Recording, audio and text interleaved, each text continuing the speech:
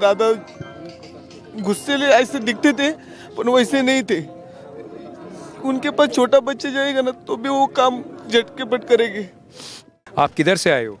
मैं मालेगांव से आया हूँ और दादा मैं भगवान समझता हूँ दादा। मैं 30 सालों से पहचानता हूँ दादा से और कभी उन्होंने मुझे डांटा नहीं, कभी हमको गुस्से से बात किया नहीं और दादा ही हमारे लिए भगवान। उन्होंने आपको बात करते करते हाँ, वो हर एक कार्यक्रम में हम दादा का प्रचार करते थे, दादा की आवाज़ निकलते थे। अब मेरे पास शब्द नहीं, मैं कैसे बोल पाऊँ आप आज। और दादा ही हमारे लिए भगवान है। दादा ने हमारे हर एक समस्या छोड़ दिया। मिलते थे आपसे? और मिलते थे, ऐसे ही आकर हमारे चेहरे के ऊपर हाथ लगाते थे, बात करते थे। हमारे घर में आए, घर में ऐसे लेपटे के ऊपर बैठे दादा। ये दादा हमारे, ये दादा आपके साथ हैं बेटे? आप इनके अब कौन है आप? सगे वाली मैं हूं ना। रो रहे हो? मिले इनसे पहले कभी? बहुत बार दादा गुस्सेले ऐसे दिखते थे पर वैसे नहीं थे। उनके पास छोटा बच्चा जाएगा ना तो भी वो काम झटके-पट करेंगे। अभी हमारा जो भगवान चला गया, हमारी व्यथा किसके पास मानने का ये समझ नहीं आ रहा है और ऐसा नहीं होना चाहिए था। खुद की खून से पेंटिंग बनाई है ये। अपने खून से पेंटिंग बनाई है जी आपने? जी अजीत पवार जी के लिए? जी जी। क्या है इसमें, क्या लिखा है आपने? मैंने इधर मेरा दुख ये जो उनका नाम है, इधर मैंने मेरे खुद का नाम है और ये जो ब्लड ने बनाई है ब्लड से बनाई हुई पेंटिंग ये। पर क्यों ऐसा करा आपने? ब्लड से क्यों बनाया? इतना पसंद करते थे आप? बहुत ज़्यादा, यानी कि वो हमारे घर का ही सदस्य थे। मैं 10 साल से उनको पहचानता हूँ और हमारी उनकी मुलाकात 2-3 महीने में होती रहती थी। मिलते थे उनसे? आखिरी बार कब मिले थे? क्या बोला उन्होंने? आखिरी बार जब मैंने उनका पीपल के पत्ते पे ड्राइंग बनाया था तो मैं एक आँख से मुझे दिखाई नहीं देता, तो उनको मैंने बोला था कि दादा मैं आपको मिलने वाला हूँ। तो बोले अभी लॉकडाउन है, हम जरूर मिलेंगे, थोड़ा सा संयम रखो। पर आज खेद इस बात का है कि वो भेंट अधूरी रह गई। यानी कि हमारे जैसे कलाकारों को देवता समान थे, क्योंकि उनका बोलना रहन सहन ऐसा एकदम क्या बोलते हैं प्रखर था। पर मन में जो उनके हमारे प्रति आदर बड़ा बोलते थे लेकिन प्रेम करते थे। हाँ, यानी कि रोक आप लोग टोक बोलते थे। हाँ। उनके दिल में कोई ऐसा नहीं था कि ऐसे ही। आप लोग कहाँ से आए हैं? किधर से आए हो आप लोग? पुणे से। पूना से आए हो? आज आप एनसीपी के सपोर्टर हो या अजीत दादा को? दादा को मानते थे बहुत। अजीत दादा को मानते हो? बहुत ज़्यादा। कभी मिले उनसे? हाँ, 2-3 बार मिले। क्या बोल, कभी कैसे ऐसा तो नहीं मिले कि खाली ऐसा भेंट हो गए। देखा उनको? हाँ, पसंद थे? पसंद थे बहुत। पसंद थे तुमको? बहुत सारे नेता है हमारा। नहीं, नेता तो ऐसा नहीं ना, बहुत जबरदस्त था। नेता पावरफुल नेता थे, पावरफुल था ये। ये महाराष्ट्र की शान थी। महाराष्ट्र की बहुत अच्छे थे। यकीन हो रहा है आप लोगों को कि चले गए? नहीं ना, ऐसा हुआ भाई नीचे की। एक शॉकिंग है सबके लिए, धक्कादायक है। एक सच्चा और खरा नेता गया है हमारा। सब यानी आज ये हो गए उनके बगैर, यानी खाली खाली महसूस कर रहे हैं सब। अब उनकी जगह कोई भर के लेगा या नहीं लेगा ये पता नहीं है। वो तो महाराष्ट्र में ही नहीं, पूरे इंडिया में भी उनके जैसा काम करने वाला कोई नेता नहीं मिलेगा सर। बारामती से हैं आप? नहीं, बारामती से नहीं, मैं दौड़ से हूँ साहब। पर हम उनके कार्यकर्ता है पहले से, जब से हम ये है, जब से पहले से कार्यकर्ता है उनके। दादा के साथ रहे हैं हम, उनके पक्ष का ही काम करते हैं। आप कहाँ से आए हो?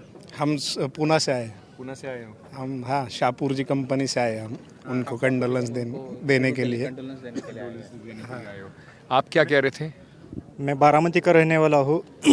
आप तो यंग हो, कितना चेंज देखा आपने बारामती में? मैंने चेंज 2008 साल में, मैं जब हाई स्कूल में था, टेक्निकल हाई स्कूल में, मैं तब अशोकनगर के समाज कल्याण हॉस्टल में रहता था, डॉक्टर बाबा साहब आम्बेडकर वसतिगृह में। उस टाइम से मैं उनको देखता आया हूँ, बच्चा था तब से देखते आया हूँ। जब मैं हॉस्टल में था, 9th में पढ़ रहा था, तब अजीत दादा ने 6 बजे हमारे हॉस्टल पे विजिट किया था। सुबह 6 बजे? सुबह 6 बजे जल्दी आते थे, हमेशा जल्दी उठते थे। 2008 का बात है ये। तो उस साल जब आए वो, उन्होंने सब देखा, बच्चों को पूछा कि आपको क्या कमी है, कैसा चल रहा है। मतलब उनका एक काम करने का तरीका पहले से, अभी नहीं है वो। बारामती का जो आप ये रोल मॉडल देख रही है, जो सब डेवलपमेंट देख रहे हैं ना, वो जो विजन था दादा का, वो किसके पास नहीं है विजन। बड़े साहब ने सब चीज़ों को सेट करके दिया, उसके बाद जो आगे चला दिया वो सब दादा ने किया है। हमारे दादा हमारे लिए फैमिली मेम्बर थे, दादा हमारे लिए सब कुछ थे, हमारे गॉड थे वो। अब दादा गए, ऐसा लग रहा है कि सब छीन लिया, भगवान ने हमारा सब छीन लिया है। इमोशनल हो रहे हो आप बात कर। यस, हमारा मार्केट, हमारे people, sorry can't describe in words. मैं दादा की पार्टी से कॉरपोरेटर भी हूँ। हम लोगों ने इस बार धुलिया से इलेक्शन लड़ा, दादा के नाम पर ही वोट मांगा। दादा भारतीय जनता पार्टी के साथ होने के बावजूद भी मुस्लिम कम्युनिटी के अंदर दादा का बहुत अच्छा वज़न था। हम लोगों ने पूरा माजी आमदार फारूक शाह साहब के साथ में हम सब लोगों ने दादा के नाम से मुस्लिम परिसर के अंदर जाकर वोट मांगा और हमको बहुत भरघोस वोट मिले दादा के नाम से। बीजेपी में जाने के बाद भी कोई ऐसा नहीं हुआ कि भाई वो मुस्लिम कम्युनिटी से दादा का टच कभी नहीं छूटा। दादा ने मार्डी बनवाया मुस्लिम कम्युनिटी के लिए, बार बार स्टेटमेंट दिया। दादा ने मदरसा जाकिर हुसैन जैसी योजना लाई। दादा ने मौलाना आज़ाद महामंडल के अंदर जो फंड 400 था उसको 1000 करोड़ से भी ज़्यादा किया। दादा मुस्लिम कम्युनिटी के साथ हमेशा जुड़े रहे। मैं पुणे से हूँ, नानापेट से। हमारे महाराष्ट्र राज्य का बहुत बड़ा नुकसान हो गया है, विशेषतः करके पुणे जिले का। दादा के बारे में बहुत कुछ कह सकते, लेकिन वक्त कम। लेकिन ये कि उनका एक याद दिलाता कि पुणे जिले के पालक मंत्री कैसा चाहिए। जैसे पुणे जिले के डैम है तो शहर में कितना पानी चाहिए, जैसा बरसात लंबाई पे। गार्जियन मिनिस्टर थे, बहुत काम किया उन्होंने। Actually, we lost our God in Maharashtra. He is the God. Is handling very smartly and technically in all Maharashtra city. We accepted. We are dreaming for our future minister, prime minister is our dearest to Ajit Dada. But we don't know why this accident happened are here. So we lost our all in our heart and all thinkness. मैं देख रहा था आपको रोना आ रहा है, बात क्या सोच के, क्या दादा से जब मिले आखिरी क्या याद है आप? काही दादांच्या कुठं सभा बसली की त्यांची आठवण यायची आम्हाला. कधी दादा आम्हाला बोलले, ग्राहकांनी तेवढे बोलते बोलणार, पण प्रेम दादाचा आठवतं आम्हाला, याच्या पुढे काय आठवत नाही. वो हर एक कार्यक्रम में हम दादा का प्रचार करते थे, दादा की आवाज़ निकालते थे। अब मेरे पास शब्द नहीं, मैं कैसे बोल पाऊँ आप। आज खुद की खून से पेंटिंग बनाई है ये। अपने खून से पेंटिंग बनाई है? जी जी। दादा गुस्से ऐसे दिखते थे पर वैसे नहीं थे। उनके पास छोटा बच्चा जाएगा ना तो भी वो काम झटके पट करेंगे। पूरे महाराष्ट्र में आज शोक की लहर है। बारामती में इस वक्त हमारी मौजूदगी है, जहां पर लोगों की भीड़ लगातार आ रही है सिर्फ अपने दादा को देखने के लिए, क्योंकि उनके लिए वे कोई राजनेता नहीं थे, उनके खुद के एक परिवार का हिस्सा थे। कुछ लोगों से हम बात करते हैं और जानते हैं कि ऐसा क्या था अजीत दादा में जो लोग उनसे इतना स्नेह और इतना प्यार करते थे। और साथ ही साथ एक बड़ा सवाल अब ये भी है कि अब एनसीपी अजित पवार की जो पार्टी है उसकी बागडोर अब किसके हाथ में होगी, इसको लेकर भी अटकलें तेज़ है, क्योंकि कई लोगों का मानना है कि पार्थ पवार, कई लोगों का मानना है कि रोहित पवार, किसी का मानना है कि अब शरद पवार को ही इस पूरी एक साथ आकर अब पार्टी को संभालना चाहिए। बहुत हुए मतभेद, अब बहुत हुए राजनीतिक भेद, अब एक साथ एक मंच पर पार्टी को आना चाहिए। आज आप लोगों के लिए कितना बड़ा नुकसान है अजित पवार साथ में? बहुत ही नुकसान है। मतलब जैसे लग रहा है कि मतलब यहाँ पे एक सब कुछ दादा ही थे, अब दादा के नहीं रहने से समझो बहुत दुख का माहौल है सब। कितना किस तरह से उन्होंने काम किया है यहाँ पर कॉन्स्टिट्यूएंसी में, और लोगों के लिए कितना मायने रखता है? काफ़ी काम किया, वो तो दिख ही रहा होगा आपको कि जो हिसाब से आप भी ट्रैवल करके आए रहेंगे तो आपको दिख ही रहा होगा। आसपास में जो भी कुछ है यहाँ पे पहले कुछ वैसा था नहीं। 25-30 साल से काफ़ी डेवलपमेंट, और अभी भी जो सुविधाएं यहाँ वहाँ आसपास के डिस्ट्रिक्ट में किधर पे भी नहीं है, वो सारी चीज़ें यहाँ पे अवेलेबल हैं। अभी जैसे कि हम लोग बताना चाहेंगे कि हम ईशान्य मुंबई खासदार संजय दीना पाटिल साहब की कॉन्स्टिट्यूंसी से आए हैं। जितने भी लोग हमारे यहाँ हैं तो हम कल रात से ही यहाँ पर अवेलेबल है, क्योंकि कौन आ रहा है क्या आ रहा है सब चीज़ देखना वेखना। और जिस तरह क्या खास बात थी जो आप लोग सब खींचे चले आए?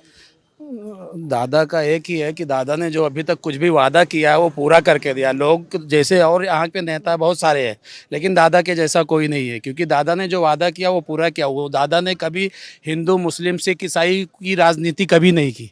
उन्होंने एक नजरिए से नज़र से उन्होंने देखा बस उनको सरकार में रहना है, जो भी वो जिसके साथ में अच्छे से रह रहे, और बहुत अच्छा लगता था आप उनका। लोगों की कभी मुलाकात हो पाई थी उनसे?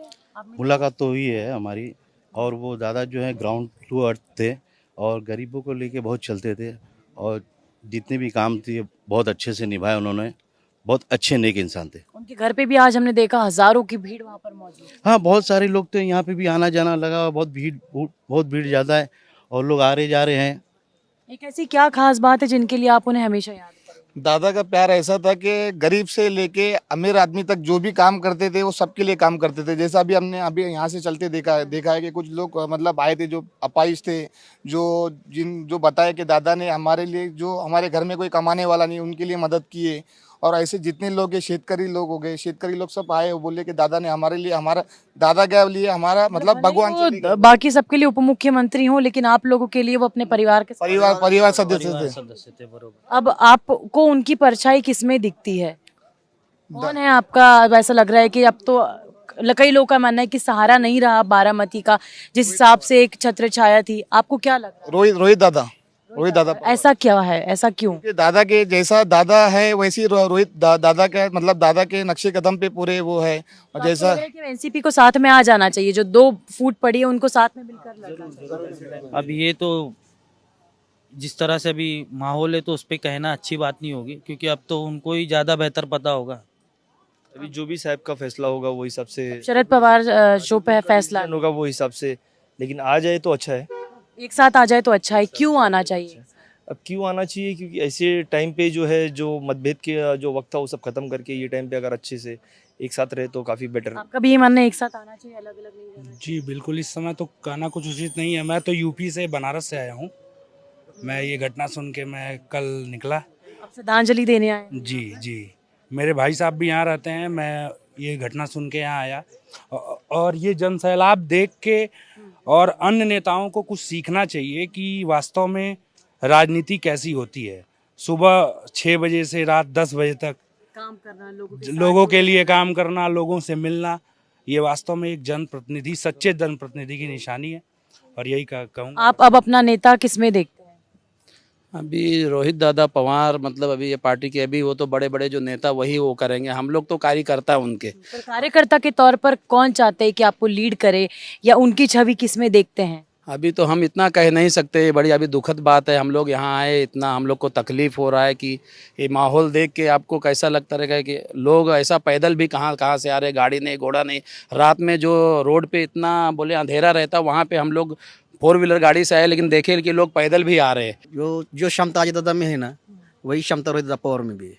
जिस तरह से उनका लोगों से जुड़ा हुआ है, काम तरीका है। अच्छा, रोहित दादा पवारांचं वक्तव्य आणि त्यांचं जे काम करण्याची पद्धत आहे त्याच्यातच अजितदादांना पाहिलं जाईल इथून पुढे, कारण का त्यांच्याकडे तेवढी कार्यक्षमता आहे। कार्यक्षमता है उनमें, ऐसा आपको लग रहा है? हाँ है।